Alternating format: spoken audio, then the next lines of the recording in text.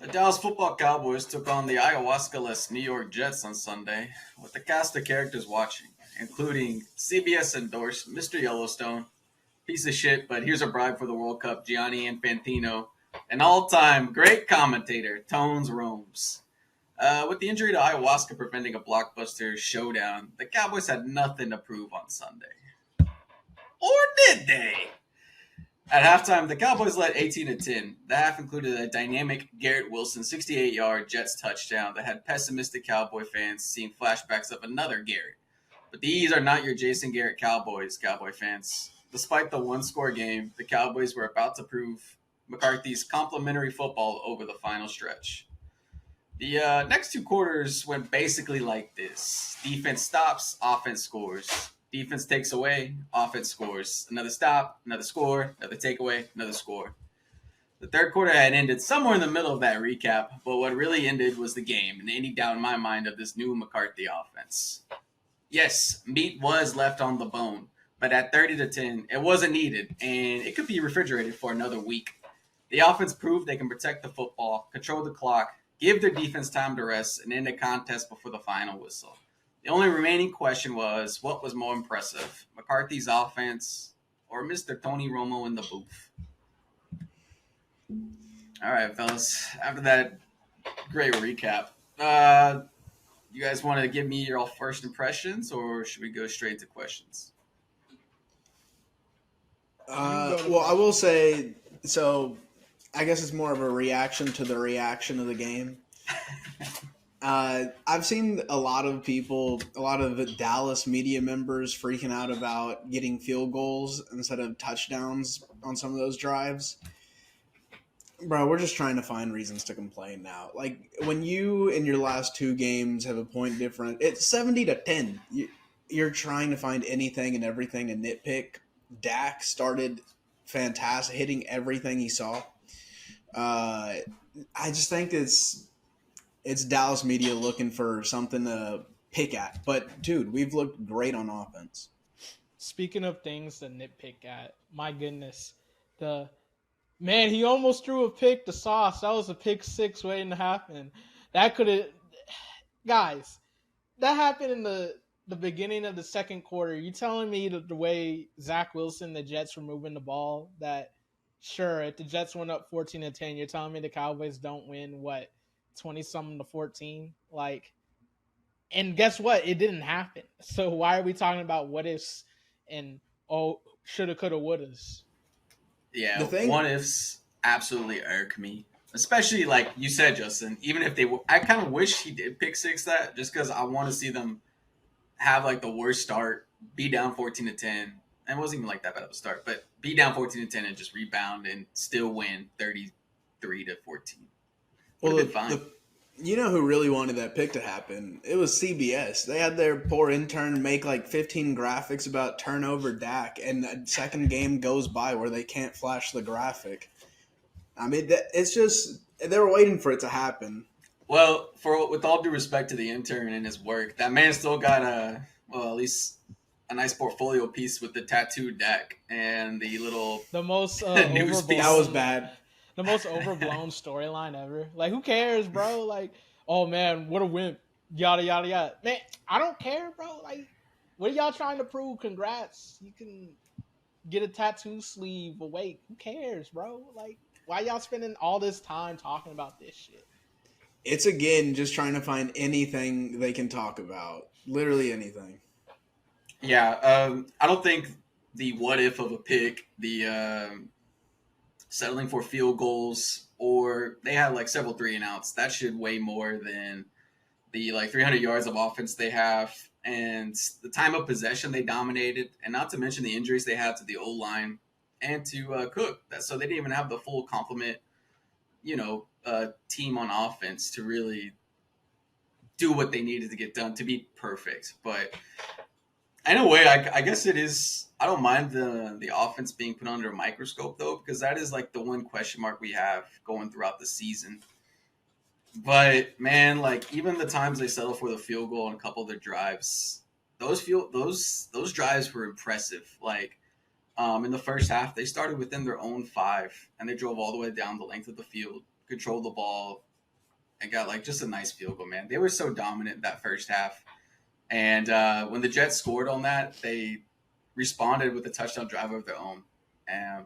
So I get why people are like criticizing it with Dak and missing some throws here and there. But that's the only question I think that's ever going to be asked about this team going forward. I think that question's already been answered, though. I mean, I think just looking at it from the first two games, you finally have an offense that's productive. And like, yes, you can talk about, oh man, Kellen, he really lit up the scoreboard, number one offense, yada yada yada. But I feel like his offenses were never productive. They never had a purpose. All these games, they were never like all these plays would never lead to something. It was always just fly by seats of your pants or whatever the saying goes.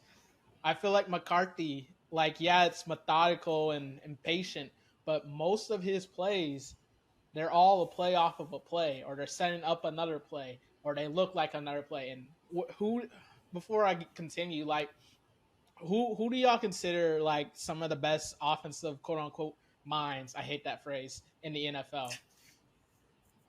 Well, I know one of the like Sean McVay would be up there. Who else? I'm blanking on offensive minds right now. Kyle, I do want to add something to. Let me go ahead and finish. But Okay. you can throw in yeah. Kyle Shanahan. Sure. You can throw in all. Oh, there you go. Yeah. You can throw in Andy Reid. All those type of people. But the common denomination with all those people is they put out plays to set up other plays. Kellen Moore was never putting out plays to set up other plays. You can see with McCarthy that all these plays, for the most part, they look the same, and they're leading to setting up other future plays. Like we saw all those big plays by CeeDee Lamb down the field. Those are set up by having all these bubble screens, setting up different types of looks where CeeDee can run a stock route or a fake, a stop and go off of that, just because the safety's flying down thinking, oh, I gotta go tackle Deuce, I gotta go tackle Turpin, I gotta go tackle Pollard.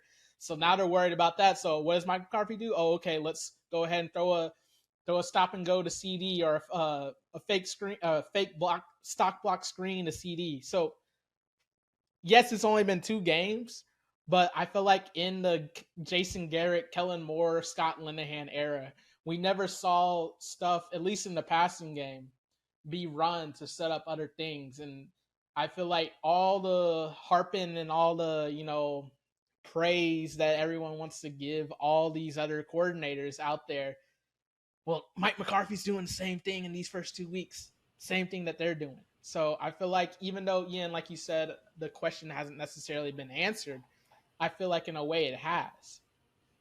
So, okay, there are 2 things that I do want to add here.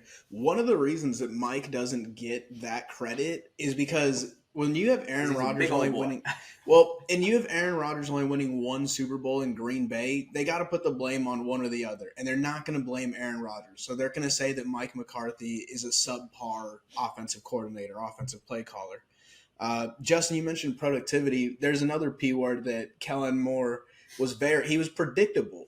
And so and I'm not going to say that Mike McCarthy can't fall into, the same thing in the future in these upcoming weeks, but like the Bucs said last year, they knew what we were going to run when we had Kellen Moore as the offensive coordinator. So just not having that is a benefit in itself. Speaking of predictability, but what wasn't predictable was, didn't one of the tight ends in the goal line get a carry? And that motherfucker should have scored too. Like it was a what do you call it? Reverse. Yes, dude. And it was just like, what the hell is going on here? And honestly, he should have scored. And some of these, settling for field goals just came down to execution. I think there were, like, on that play, if he just cut up quickly, it would have been a touchdown. I think in the second half, Donald didn't follow Lepke into the hole, and he bounced it outside and got tackled at the goal line. And then, there was the missed throw to Ferguson in the back of the corner of the end zone. So, like, even there, I mean, we're just mixing it up with McCarthy. He's trying new things, and sometimes it just comes down to execution. And let's also give credit to the Jets defense. I I kind of saw this as like a 49ers light defense in a way. Feel free to call me like way off base on there, but I thought that was a good defense. And if the offense could control the game like they did on Sunday, And man, then, I was so impressed. And maybe you're right, Justin. Our questions and are that's answered. the other thing. How many easy throws did Kellen Moore and Garrett and Linehan, quote unquote, scheme up? Again, don't really like that word, but how many plays did you see where you felt like, oh man, that's an easy throw for Dak? I mean, obviously their base was the whole little four curls, and obviously McCarthy's is slant and flats, but I feel like what we're seeing over the course of these two games, and yes, you could say it's two games, but life is easy right now. And it's not, I don't think it's because of like, oh, you're playing these certain teams. I think you finally have an offense in there that makes things easier for the quarterback, makes these decisions more decisive. You got people, I mean, think about it. You got people that can do something with the ball these days, whether it be Turpin, Pollard, um, who am I blanking on? I mean, Cooks when he comes back.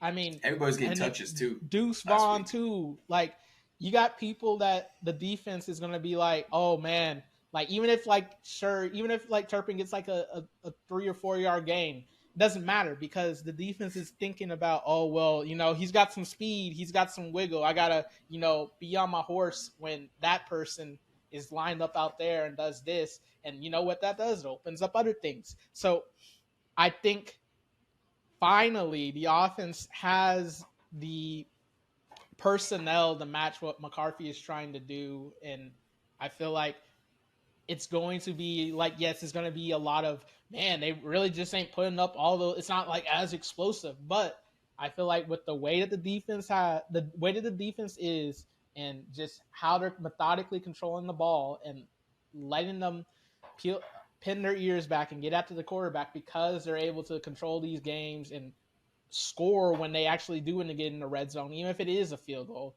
I think that just highlights everything that McCarthy has been saying all offseason, which everyone wanted to kill this man for just because he's like, oh, we want to do complimentary football, which means don't be an idiot and don't be trying to screw over your defense that's balling. And that's all this man's been trying to do since he's taken over. Man, yeah, 42 minutes of possession by the Cowboys offense. I mean, that's a perfect stat, in my opinion, for complimentary football. And you know what's Uh, wild? I don't huh. understand why everybody is so up in arms about it, considering that this was kind of the same formula that kind of worked in 2014 and 2016. But now you have a defense that can actually take Well, advantage I of would that. say I don't think we're in the minority. To be honest, I think it is a vocal minority that is upset with the low flash and panache. But if we go around the NFL, we'll see the flash and panache doesn't you know result in W's. Was anybody else disappointed they blew down Micah when blew the whistle when Micah stripped that So ball away? I wasn't. I saw it Oh and man. I know the rule. So like there was nothing for me to get upset about. The people around me were all freaking out and like that shouldn't count. He touched him and his knee was it just is the rule. No, I don't mean it like by the rules. I just like, damn, that was such a nice like that was I just mean an sure. amazing play, bro. That was like I, I'm literally a I'm more I'm Chicago more Bear play, but surprised. better. I'm more surprised that the rest and react and blow the whistle. Quite honestly, And then we also Saying got a nice Scooty whoop from Micah Parsons when he juked out. I don't know who it was, one of the Jets players, but it was just a great highlight, and it was that man unfortunate. got no wiggle low key. I mean, yeah, he Actually, switched. Micah? Yeah, You yeah, you yeah. heard me hit with the Scooty whoop, didn't you? That man be looking stiff when he trying to juke and when he carrying that rock. So like, yeah, he looks. Dude, I'm Hey, saying actually, like, you know what? You know what I was more disappointed in is not that they blew him dead, but the fact that when he went, he scored a touchdown. He went to the fans. They showed like two fans well, were like eating nachos, had zero reaction, and then no other fan was like, "Oh shit, did that just happen?" So nobody was like celebrating. So Michael was like, "Woo!" on the wall. Then he realized I nobody's think celebrating, so he turned around he and said that the celebrated with his media players. he said at the media availability that today that he was looking for his uncle, and that the man Oh, went up okay. to the owner's box at the time. So yeah, I guess in his words, he said he missed his opportunity to get a football, so or get Okay, involved. with that context, okay, I get it. But it looks so like kind of awkward. The Cowboys fans interacting with him. But yeah, lights up performance from the D though. But we don't really need to say that. We all know it. Um, with Arizona coming to town, I don't understand. I mean, I know everyone's gonna be like, "Oh man, Arizona, New England." I mean, just wait until that 49ers game. You could have two 4-0 teams. I don't No. think this team gonna be taking no cheese, man. I think they're locked in week by week. I don't think they'd be looking forward to games. Just I know it's like I think it's a little cliche to be like, oh man, just by the responses in the media, but like it seems like to me that they had that focus where they could focus in on one week where it's like, hey, we got something to prove every week, no matter who the opponent is. It doesn't really matter because y'all been talking all this noise about we this, that, and the other. So we're gonna come out every single week and show you what we are. Yeah, actually, so Micah Parsons does a podcast for Bleacher Report, and I was listening to that, and he had a little Arizona Cardinals preview in there. Uh, he is not overlooking anyone, and that's the leader of your defense. Him and Osa together, actually, just fantastic. By the way, got to give Osa some credit. But no, I don't think they're overlooking anyone. I think they're hungry. They're just looking to hit people. Yeah, and McCarthy's 0-2 against the Cardinals. I mean, granted that's with Coach Bro and Kyler at the helm. But I think they're like 1-4 in Scottsdale, so that place is a house of horrors for the Cowboys. So we shouldn't take that lightly. And I don't understand. I mean, I don't try to look ahead to New England, but I mean that's kind of ridiculous to say New England's a cupcake because that defense will definitely be ready. I think that's another great I test, kind think of they're like we just had week looking two. at because aren't in New England, aren't they 0-2? Yeah, Yeah, but they had a tight Yeah, game with so oh both were no, tight Philly. games. I respect New England. Don't get me wrong. I'm Mm. just saying Yeah, like that's just gonna be like everyone I feel like is looking at these the 49ers game that's October 8th or whatever that day is, and they're just like, oh man, you gotta circle the calendar for that, just the way that these two teams are looking. And I'm just like, dude, I don't think like they think that way. I think they're actually kind of for the first time in a long time, I think I could actually like confidently say just from vibes that I think that they're focused every week. yeah. No, they're not looking ahead at all. They're focused on the next opponent, and then it'll be on to England. But yeah, Arizona, man, that could be tricky. But let's see how they do in the red zone too. The offense does. I mean, Especially with there's. that field. I don't understand how fans are like, oh, who cares? It's not worth watching. Like, no, there's a lot of stuff to watch for. And more opportunities for the offense to build upon itself, more opportunities for the defense to tighten up some things. So I think it's one of those, hey, you gotta treat every game like it's the Super Bowl, so to speak. I mean, if you want to Hopefully get we, paid, you gotta get yeah, your hopefully stats. get healthy So too. Zach Martin getting hurt at the end of the game, man. that man will be all right. That was just an older veteran getting hurt, where he looks I like he mean, they didn't. suffered a It was one of gunshot. those. Don't. The man said he would have been all right if he had to go back in. So. No, I heard it, but you can see it on the screen. Like watching it, you were just like, Oh "Oh yeah, boy, get him out, get him face all red. out." Yeah. All right. As president of the Running Backs Matter Committee, I would like to get a couple of nominations out there. First, so I'll start the around the NFL segment. Shout out to my boy Bijan Robinson. Shout out Brian Robinson. The And next great one. No. That man Brian ain't gonna Bijan? be as the next great one. I'm just highlighting performances. But yes, you're right. Bijan is definitely the next great one. Shout out Brian Robinson for a stellar performance. Shout out DeAndre Swift for a fake performance, but nevertheless, you're on the committee, or as a member of the committee, I have to give you your flowers. And then we got to go to a little bit of the negative news. We lost a good one in Pittsburgh. In Pittsburgh, yeah. Yeah, it was Nick Chubb goes down. with a season-ending injury, and I heard Rudy had a lot of HSOs about that. Rudy, the form is yours. Yeah, no.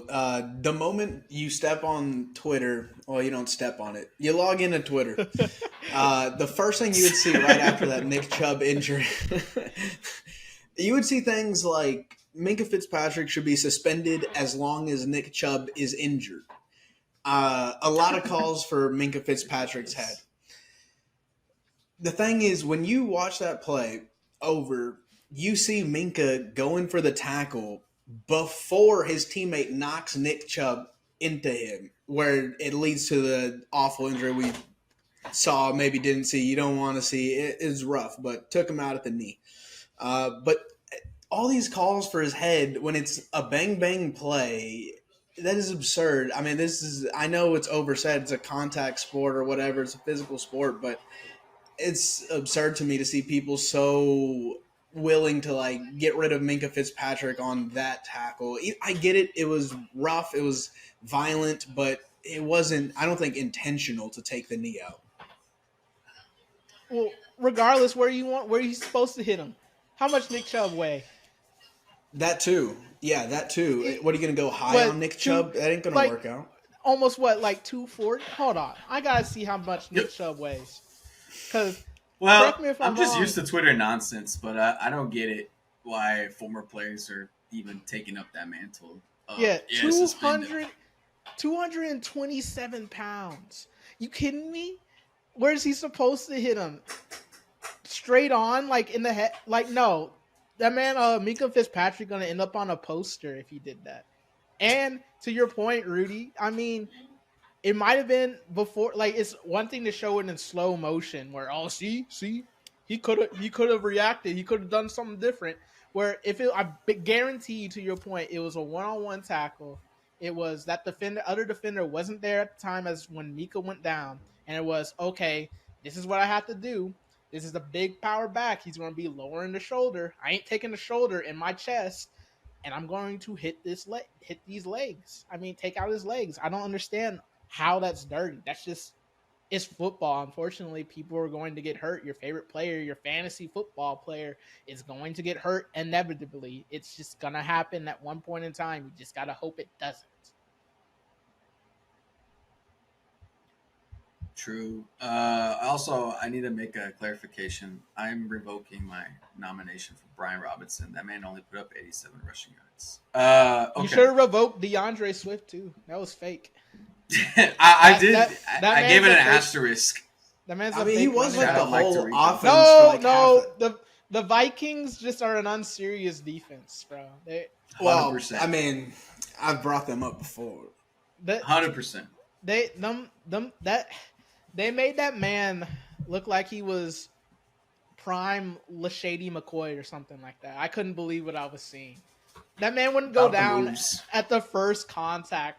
And I'm just like, bro, that's not the same. Y'all making this man look like this is Georgia. That man put up terrible film in Detroit all these years. And then in one game, everyone's just like, bro, what a mistake Detroit made, and what a pickup the Eagles made. Like, the dude's terrible. I mean, no, I don't think he's terrible. His rookie year, he is pretty terrible. damn good in Detroit. What is your evidence? I mean, I got nothing to refute it, but that man was ass. I don't have the stats on top of my head, but I mean, he was pretty solid. And then last year, you got Williams poaching points, so that definitely impacts it. But Williams he earned those carries, man. That man. Regardless, I thought it was a fine signing by the Eagles, and it's paying off for them. No, it didn't pay off. He played poorly on Thursday. No, I'm throwing a flag. I'm throwing a flag on that commentary. That man is not good, and the chicken's gonna come home to roost, and y'all gonna be sorry. So, or the Eagles will be sorry. Timeout. I mean, okay. I was gonna say I'm not an Eagles fan. It doesn't hurt me. That man Dan Campbell hated DeAndre Swift. Hated him. Rightfully so. That dude had more than enough opportunities to take the starting position, and they brought in Jamal Williams to kick that man out of there. That I man mean, was the messing up the Lions money. just love a split backfield. You draft Jamar in the first round, but you also signed David Montgomery, so they just love running backs in general.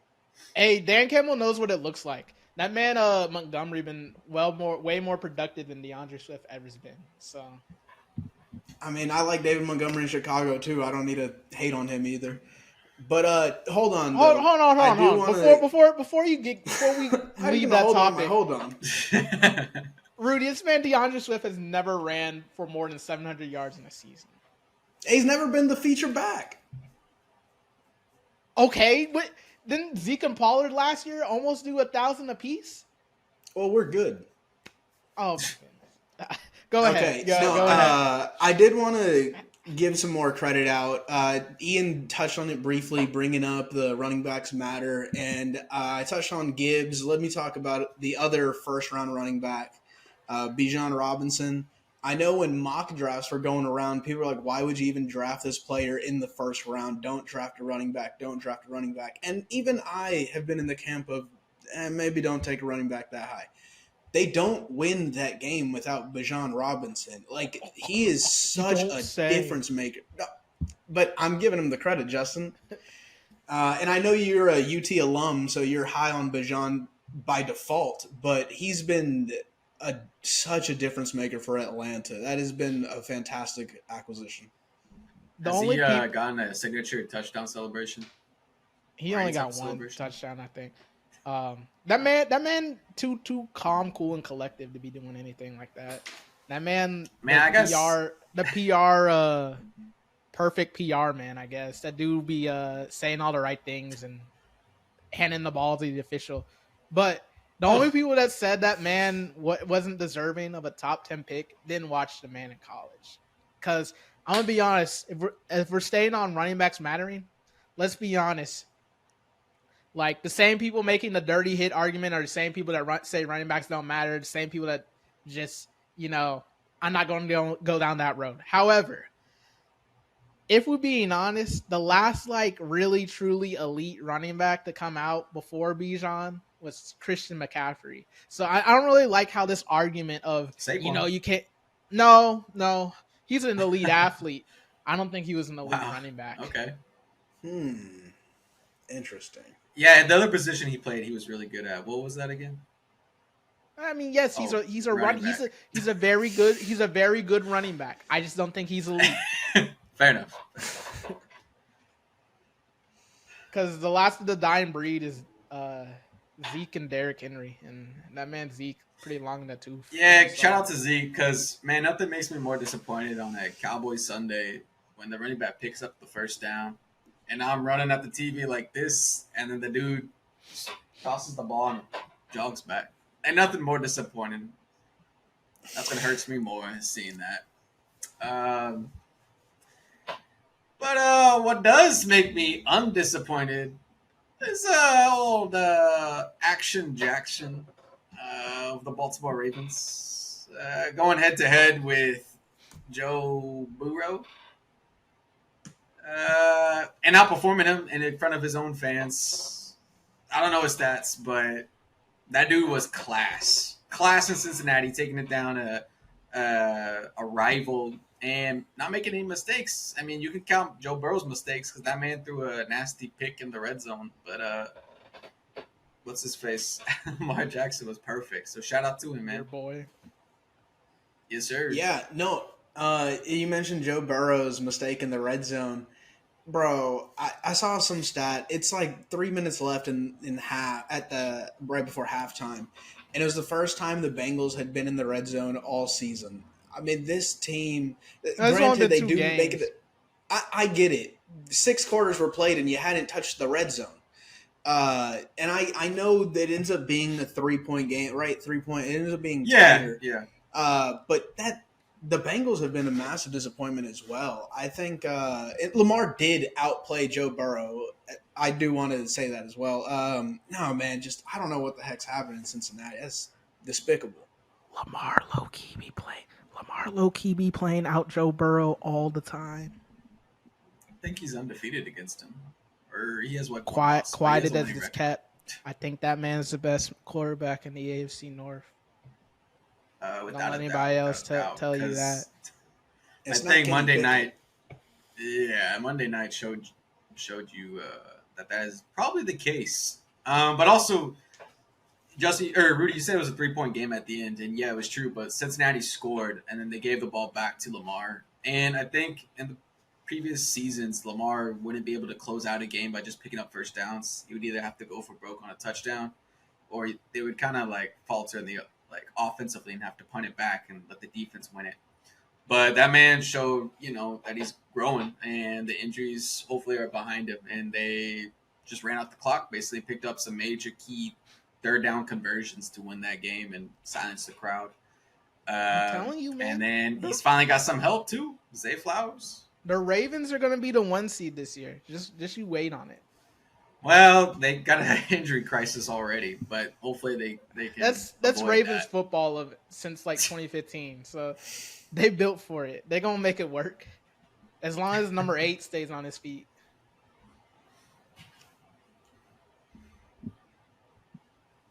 Any other games? Hawks Detroit. Anybody want to talk on that? Not really. I didn't watch. Okay. I mean, the only thing go ahead, yeah. All right, let me throw out this hypothetical to you guys. Justin trying to get the ball snapped. I just wanted an audio jump for the editing, so I didn't have to listen to the whole thing. All right, boys. Let me ask you guys this hypothetical real quick. Which quarterback gets benched first? Zach Wilson, Justin Fields, or Russell Wilson? That's Russell. easy. They're not going to bench Justin Fields and Zach Wilson. I don't know. Who are they going to turn to? Who's there? They're going to Joe stick Flacco with him. gonna come off the street.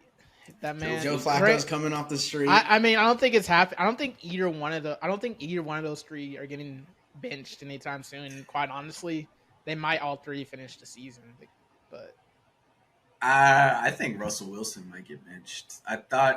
He played well. Dude, he was ass in the second half.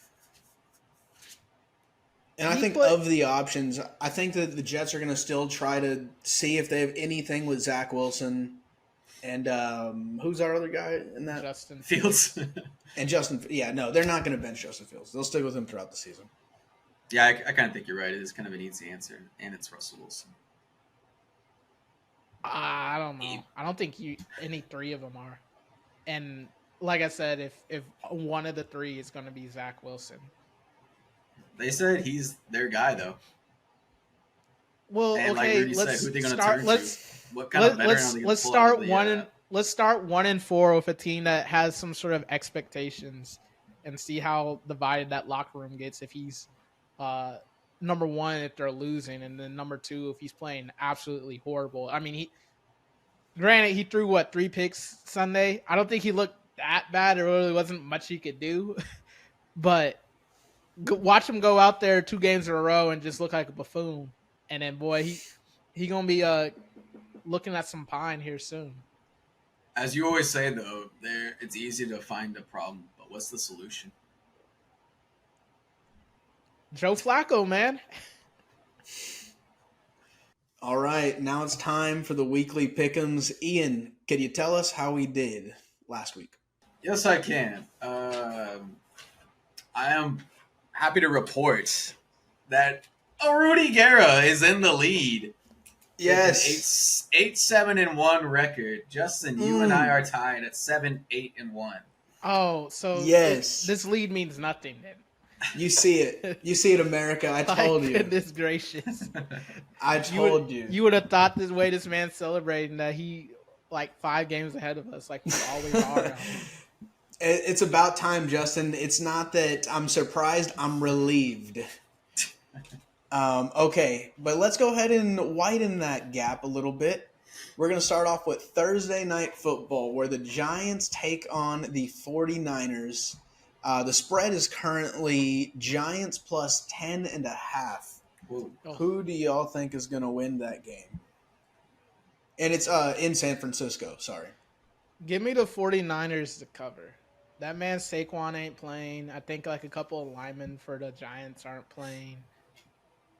It could get ugly. But actually, it is the NFL, so you never know. That's pretty. True, but when in doubt, take the home team on Thursday. Give me the Niners. It's a clean sweep for the San Francisco 49ers. Now, we move on to Sunday, where we have the Los Angeles Chargers traveling to Minnesota, where the Chargers are a minus half game favorite. Half point. So a pick 'em? Yeah, pretty much. Actually, the lines are crazy all over the place. Yeah, it's a pick 'em on Bovada, actually. So, straight up, who you got? Give me the Vikings. Yeah, I guess I'll take the Vikings as well. Vikings are at home. Chargers been playing like poo. Give me the Vikings. Although, ask me this last Thursday, and I would have said, give me the Chargers. But Bro, you All seen right. the Chargers play football lately? I haven't. If so you can call it fair football. Ugh. Moving on. The team that beat the Chargers, the Tennessee Titans, are traveling to the Cleveland Browns, where the Browns are a 3.5 point favorite. Browns minus 3.5. Who do y'all What? got in that one? Give me the Titans. Come on. Absolutely. Yeah, Like- clean sweep for Titans again. You said the Browns are the favorite? Yes. That's incredible. Yeah. Minus 3.5. It's a home game, Ian. That's why. Yeah, guess, normally yeah. 3 That's, points is kind of the home Okay. thing. Okay. Moving on, we've got the Texans taking on the Jacksonville Jaguars in Jacksonville. Jacksonville's a 9.5 point favorite there. Who do y'all have? The Pads will be popping, but I will take the Jags. Nah, to Ian's point, the leader of the Pads popping, I think he's going to be back this week. Petrie, he was out last week. So I think the Texans are going to cover. CJ Stroud going to put on a show. And he going to actually, they're not going to win the game, but they're going to cover. That's for sure. Yeah, I think 9.5 is just too much for that one. So I'll go with what Justin's saying, and the Texans are going to go ahead and cover that 9.5 point spread. Moving on, we've got the New England Patriots traveling to the Meadowlands, where they'll take on the Jets. The Jets are a 2.5 point underdog at home. Fellas, who do you got there? Give me Bill Belichick. Oh, it's so tempting. But you know what? I killed Zach Wilson last segment. Let me go ahead and say he's going to redeem himself. He's going to actually. Justin won't let me make some headway here. I'm also going the Jets. I don't. That man Belichick going to haunt that man, but I gotta at least give him a chance to redeem himself. Sure. All right. Sure. And next disgusting. we've got the New Orleans Saints taking on the Green Bay Packers. The Packers are a 2 point favorite.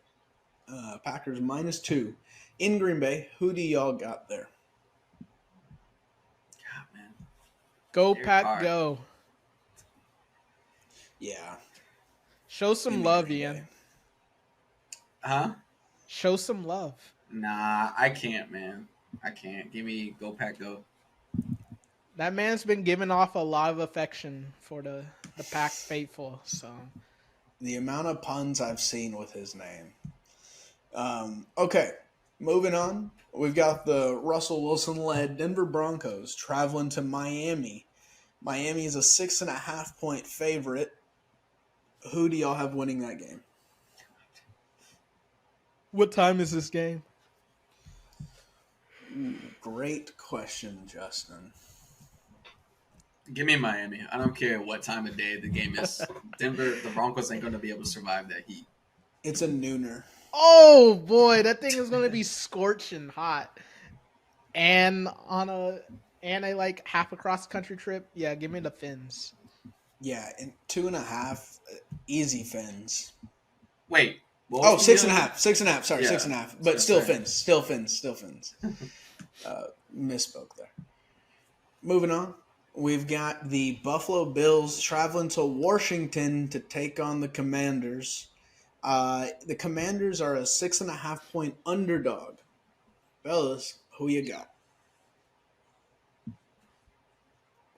I don't think the Commanders are gonna win, but I think they can cover. Mainly I because I will just don't like the take. Bills. Yes, but I hate the Washington Wizards even more. Give me the Bills. I'll be joining Ian on this one. Give me the Bills. Moving on. We've got the Atlanta Falcons traveling to Detroit to take on the Lions, where the Lions are a 3 point favorite. Fellas, who do you got? Oops. The Lions. Ooh. But Do I Ian, ride with the You're forgetting my? you're forgetting the most important part about this matchup. Hmm. It's the running backs matter bowl. We got That's the what I was two. saying. We As got the as two president next of the great Running Backs ones Matter Committee, going I head might to have to head. go with Bijan. But no, I'll go with the Lions. Okay. Clean sweep for Detroit in that one. Hey, that this is gonna be our marquee game, man. Both of these teams are just gonna be running the rock, showing what matters and what doesn't. Yeah, too bad that will be lost in NFL hell and will be on local broadcast. They're like his DVOA and his air yardage, blah blah blah blah. And it's like, yeah, bro, keep handing that ball off to number 7 and number 26 and number 5. And I guess you could throw number 25 in there, but yeah. All right. Moving on. We have the Indianapolis Colts traveling to Baltimore to take on the Ravens, where the Ravens are a 7.5 point favorite. Fellas, they going to cover? Is Anthony Richardson playing? I What's haven't up with seen that? an update on that. He's in a protocol. I know, but 2 injuries in back-to-back weeks. I told you the man doesn't want to go down, and he got to be careful because he got bad Poppins in his division for 2 games. True. So True. I can't go against my boy Lamar, and that may be the death of me. But give me Action Jackson and the Ravens. Lamar, Clean sweep for Lamar for the Third String Podcast. Moving on to the 3 o'clock slate, we've got the Carolina Panthers traveling to Seattle to take on the Seahawks, where the Seahawks are a 6 point favorite. The Seattle Who do y'all have? Seahawks. make it double digits, and the Seahawks will still cover. Roddy, what was the line? 6. Seahawks -6. Okay, yeah, Justin's right. Give me the Seattle Seahawks. Another clean sweep. Jesus. Okay. I need to Well, build the lead. You were expecting us to pick the Panthers? Are you kidding? I was hoping you were. Okay. This man's moving playing on. relies on hope. Well, I picked last. Moving on, we have the Dallas Cowboys taking on the Arizona Cardinals in Arizona. The Cowboys are a 12 point favorite, according to Bovatsky. Who do y'all got? Ugh, that's a lot of points. I'll take the. But it burned me Cardinals. last week, so give me the Cowboys. I take the Cardinals. Too many points. Okay, I've got the Cowboys there, so Ian is falling behind, it appears. Where is he? Moving on, we've got the Chicago Bears traveling to Kansas City to take on the Chiefs. The Chiefs are currently favored by 12.5 points. Oh, that's way too many. I think we know Justin's answer. Give me the Bro, that's Bears such to a cover. stinky matchup. If that is on my TV, I will throw this book out the window. Goodness Disgusting. gracious, 12.5? 12.5. Bro. All time. Has Kansas City even scored 20 points this season? If they did, just Week 1, barely. Yeah, I think we Did won they? 10. Oh, I think so. bro. Oh, man. Like, it was barely, if that. It may be a sneaky matchup, but what isn't stinky is the uniform matchup of this. Oh, I guess they did score dropped 20. exactly 20. The point still stands. Like, they're going to win, but like 12 points of a difference? Give me a break. This man saying previously the other thing though with the Cowboys. Well, Saying they was done wrong. it. They done it twice. Fair enough. Fair enough. Kansas City been struggling to get in the end zone. So like, Yeah. until that changes, I'm gonna say that they're not gonna that the team playing them is gonna cover a double digit spread. Like, All right. As flawed as it may be, I will side with Justin's logic and take the Bears. All right, another clean sweep. Okay, Sunday night football. Sunday night football. We have the Pittsburgh Steelers traveling to Vegas to take on the Raiders. Bovada has the Raiders as a 2.5 point favorite. Fellas, what's gonna happen? Who's gonna win? Hang I don't on. know why I gotta just say, I gotta stand on my. I gotta call for Justin to be in court or the honorable to be residing because this is another stinky matchup they're forcing. well, hold on. No, because I almost reacted too, but I don't want to go against my logic from earlier today. Which Those is? TV execs know what they're doing, bro. I bet you, no, the real over under we need to set is the amount of Steelers Raiders montage that we'll see that game. Oh, yeah. Oh, You're you know not what? wrong. You're Hang right. on, dude. Yeah, that is actually really good. We're gonna be seeing Franco Harris picking I'm up gonna off set the it at- ground. I'm gonna set it at 3. I'm gonna set it at 3. I'll take over. It's like Yeah, one and a I'll quarter, take the man. over. I'll take the over on that. And like I said, I get what you're saying, but I can't go against my logic. Those are two marquee franchises with the name, with the fan bases, with the name, and they got the All right. history. So the TV execs are just like, bro, why can we not put this on Sunday Night Football? Fair enough. Fair. Rudy, you said the line was -2.5 for the Raiders. That's correct. All right, I'll take the Steelers. I'll go ahead of Justin this time just to try to mix it up a little bit. I'm gonna go with the Raiders to win this one. Yeah, I'm gonna go with Las Vegas too, just because. Oh, I knew You know- you'd follow me. You know what? Actually, no. Give me Tomlin. He gonna find a way, Okay. like he did last night or Monday night. Fair enough. Moving on to the next Monday night game, we've got the Philadelphia Eagles traveling to Tampa Bay to take on the Bucks. The Bucks are currently a 5-point underdog. Who you got? I think I'll take the Steagles. Yeah, give me the Eagles. Yep, Eagles are going to cover that one. And lastly, Although you we've never got know. Are you going to switch? Although, I mean, that might. that defense do be having Hurts number. I don't know, but no, the point still Justin? stands. I just wanted to throw out some Okay. bait. That's all. Okay. And lastly, we've got the LA Rams traveling to Ohio, to Cincinnati to take on the Bengals. The spread is Bengals -2.5. Who do y'all got there? That's pretty tight. That's like a borderline pick 'em. Give me the Bengals, I suppose. yeah, I've been impressed with McVay so far, but I'll take the Bengals. All right. 2.5. Oh, I'll go. Go ahead, Justin. I thought you picked. I'm sorry. Go ahead. I'll go Rams.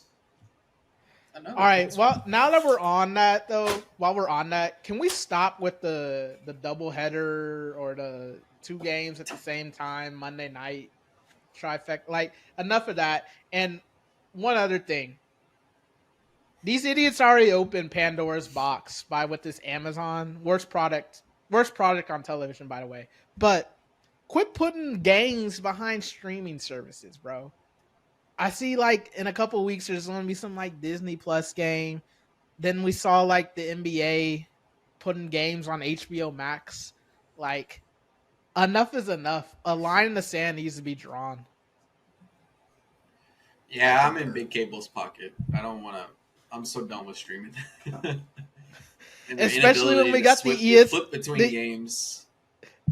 and the way we got the ESPN app where it can't even load your account. You gotta restart the thing 5 times. Like, enough is enough. It's brutal. It's too much. Anything else?